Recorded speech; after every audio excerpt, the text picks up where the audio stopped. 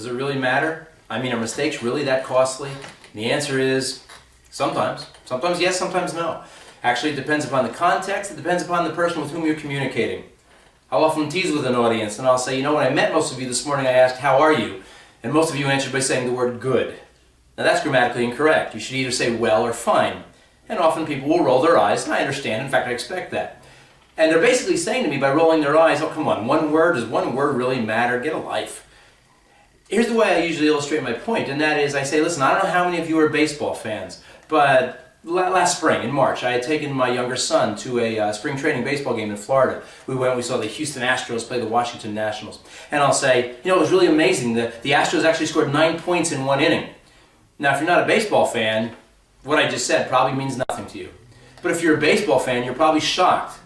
Not by the fact that the Astros scored 9 in one inning, but by the fact that I used the word points.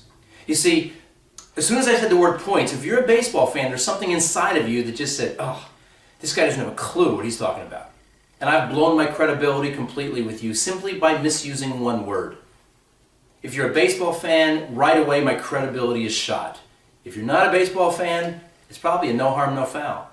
You see, when we're communicating with people, if we use the word farther instead of further, lie instead of lay, imply instead of infer, if we capitalize something that should have been lowercase, we spell out a number when we should have used digits, we use a comma when it should have been a semicolon.